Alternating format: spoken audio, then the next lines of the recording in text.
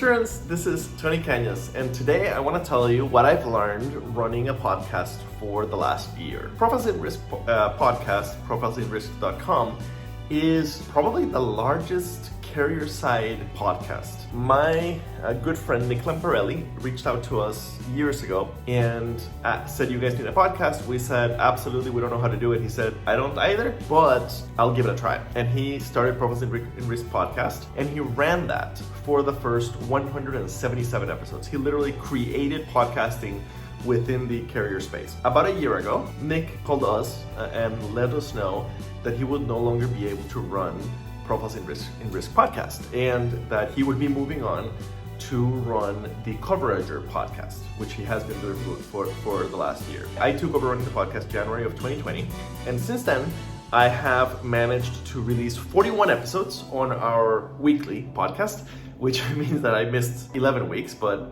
it is what it is. I'll try to do better next year. And here's a few of the things that I learned running the Profiles in Risk podcast, which could be helpful if you are thinking of starting your own podcast or if you do run your own podcast. Automate the scheduling. The biggest nightmare in the whole process of running the podcast was scheduling, dealing with the complicated schedules of the people that we try to get on the podcast and my own complicated schedule. Interestingly, funnily enough, my complicated schedule was helped by the fact that I couldn't travel for most of the year because of COVID. But either way, I've been using Calendly. So what I did is I have a paid Calendly account, but you can do it with a free paid Calendly account. I have a special Calendly link, especially for podcast recordings. And basically, in my world, what that looks like is if I want to record a podcast with somebody, I send them that link, and that gives them the chance to grab time on my calendar whenever I am free between 4 and 6 p.m. weekdays. And so that allows me to record basically after work. It really reduces the back and forth emails trying to find the right date and time that works. So that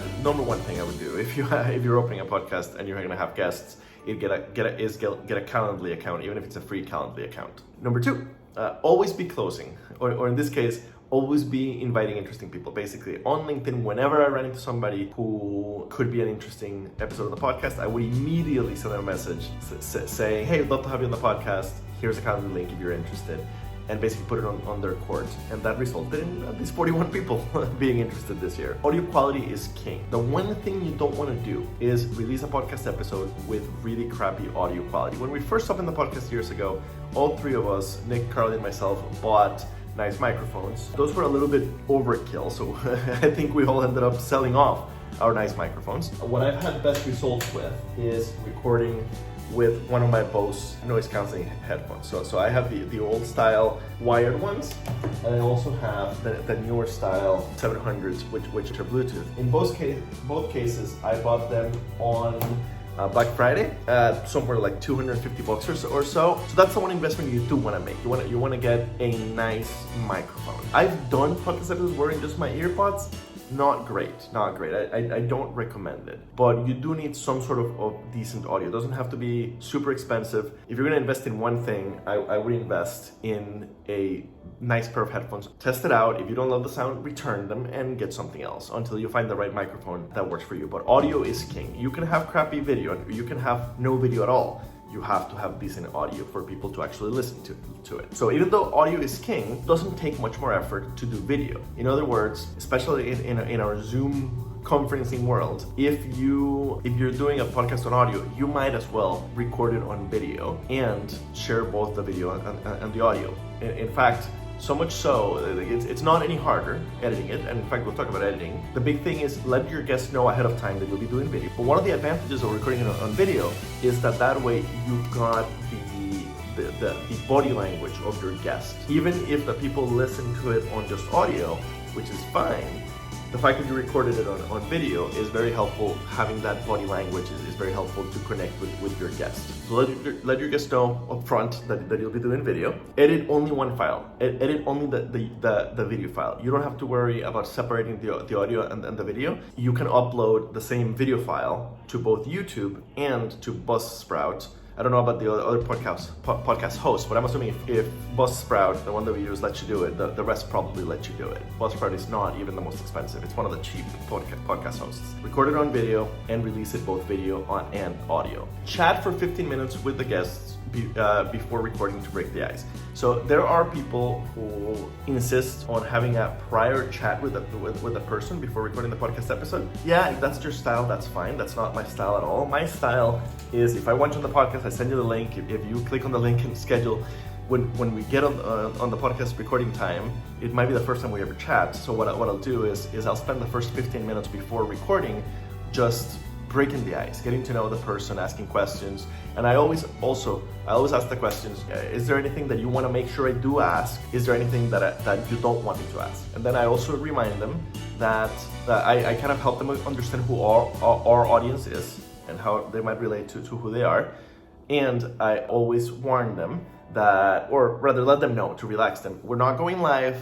It's a recording. If we get to the end of it and you said something you regret saying, let me know and I'll cut it out. And so that relaxes them. It's very rare that anybody asks you to cut anything out, once or twice in the whole year. Editing. A lot of people worry too much about editing. Nick Lamparelli included, who ran the podcast before me, he did way too much editing or worried too much about editing.